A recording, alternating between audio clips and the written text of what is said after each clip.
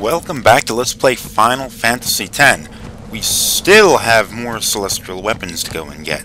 So what do you say we go and grab another one this episode? We're going to be grabbing Auron's celestial weapon, the Masamune.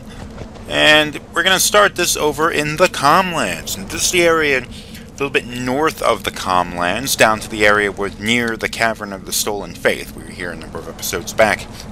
The way we're going to start this is we're going to go and collect this rusty sword. Now this is not the weapon that we need.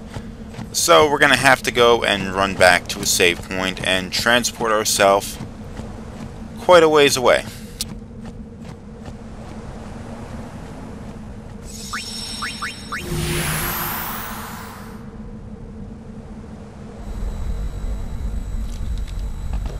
You're counting. I'm sure you're counting on us. We're going to be going to the Mihen High Road. Yeehaw! Here we go! Okay, I made a bit of a stupid mistake. I was thinking that the statue I needed to go and find was on the Mihen High Road, because there is a statue of Mihen there. But there was also a statue of him up here. And this is where I need to take the sword.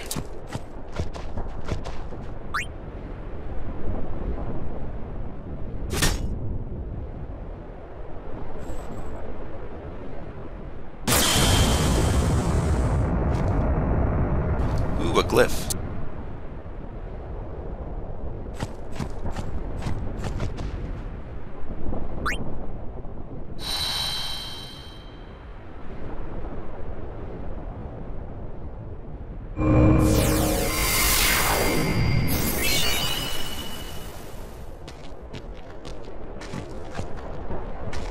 What are you doing here?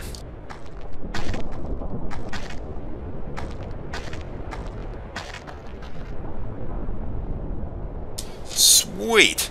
Look at that thing.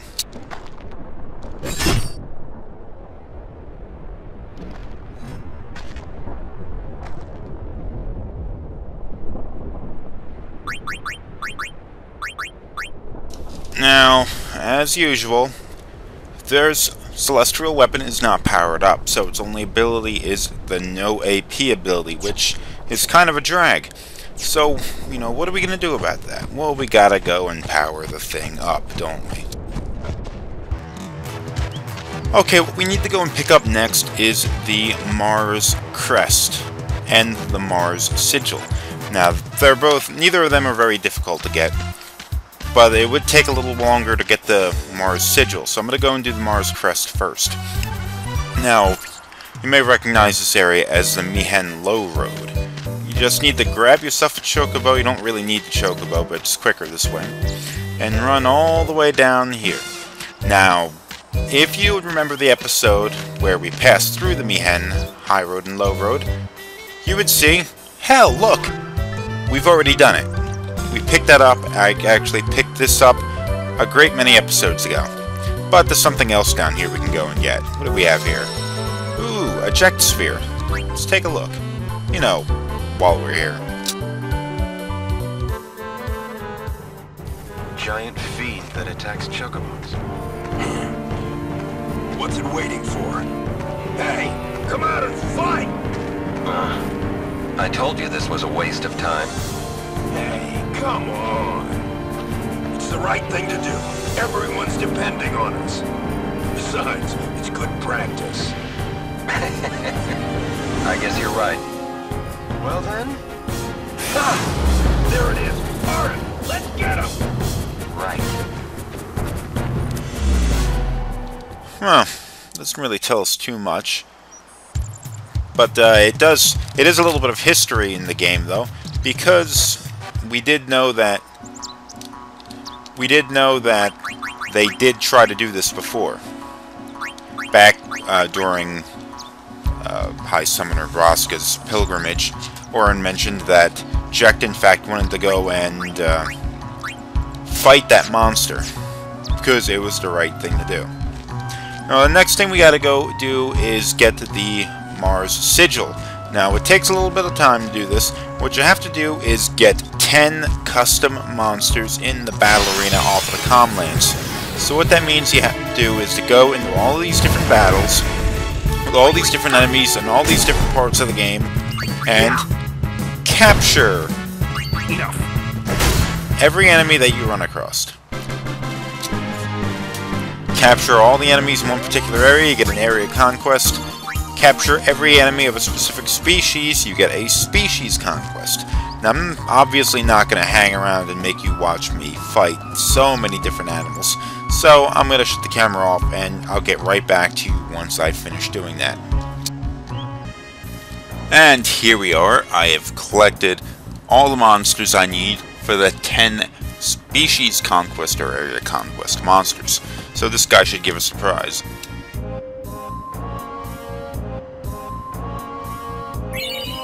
Awesome.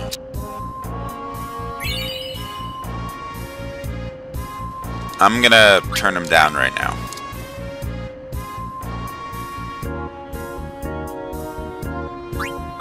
I'll come back and fight his monsters later. I just want to go and get this weapon first. We're count.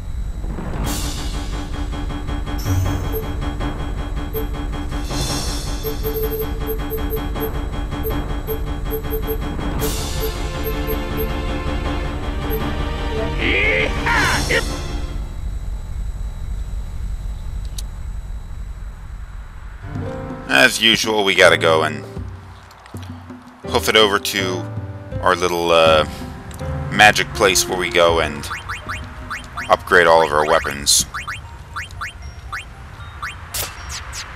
So I'll see you right there.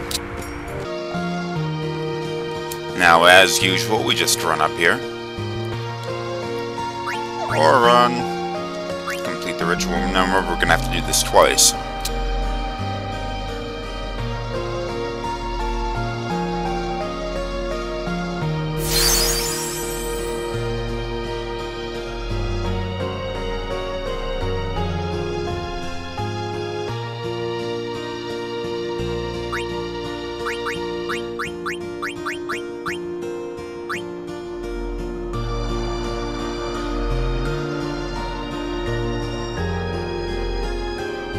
I have to tell you, the method of getting the ultimate weapons in this game, kind of a pain in the ass. You have to do a whole lot of stuff. You're probably not even going to find half the weapons without cheating. I mean, when I first played this game, I didn't, in fact, have a cheat guide or anything like that, so the only ultimate weapon that I ever actually managed to get was Tidus's. I powered it up and all that, so it was a real pain. I didn't know how to do it. I wasn't even sure I was doing the right thing. It took me forever. But anyway, here we are. That Masamune, the break damage limit, like everything else does. Triple overdrive, usual. First strike, that's a nice thing to have. And counterattack. So let's go find ourselves a fight and go see this thing in action. Here we are at the monster arena. I'm going to use an area conquest monster as our example. I'm not going to fight the one he's talking about now because it's a species conquest. It's going to be a little too powerful for us right now. So I'm going to, let's see, what can we do? Area conquest, this will do fine. Now we're going to be ambushed here, as all the area conquest monsters do. But notice Auron still gets to attack first because he has the first strike ability on his weapon. So let's hit this thing and figure it out. Oh jeez, that was underwhelming, wasn't it? You'd think a celestial weapon would do a lot of damage, and that's something obviously we've seen this happen a whole bunch of times with the celestial weapons. The celestial weapons do not really make your characters into instant badasses, as I've mentioned before, because it doesn't increase your physical attack strength or anything like that. All it does is give you a number of special abilities, including break damage limit. So, what good really is it? Of course, the special abilities, once you get your character up to a high enough level where that can start making a difference, then you're going to start really kicking ass. Ah, gee, she went down.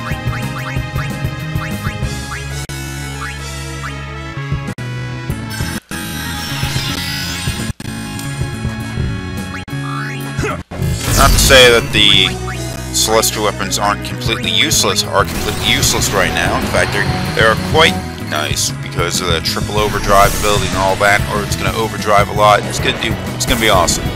It's just not going to really turn him into a badass. Now, it actually does have a disadvantage that's never going to overcome, which is it doesn't.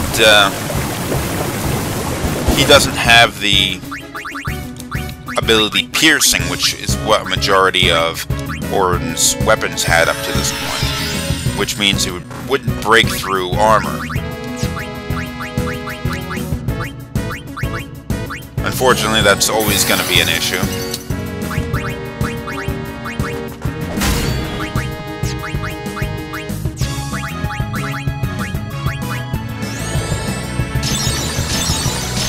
Other than that, though, once we get Auron up a few levels, he'll be doing fine.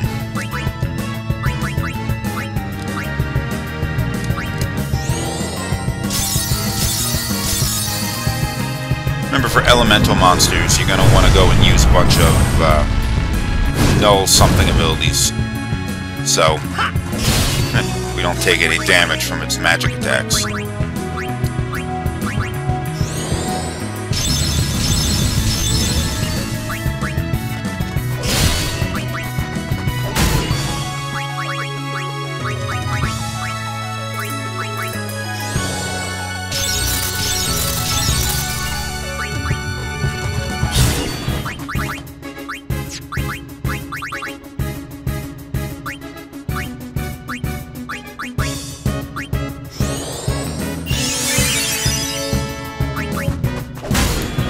Okay, this thing should be almost dead.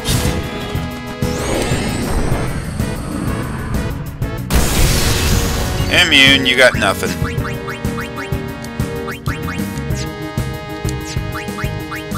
Okay, what do you say we kill this thing?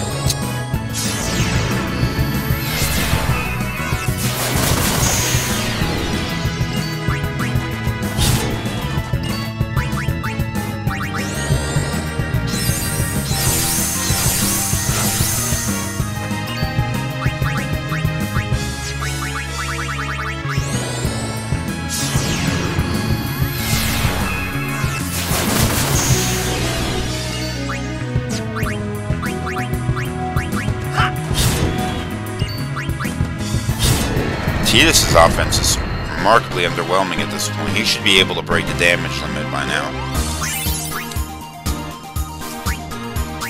Ooh, a return sphere. Well, that was Auron's celestial weapon. Thanks for watching. I'll probably have another episode collecting another celestial weapon, so stay tuned for that.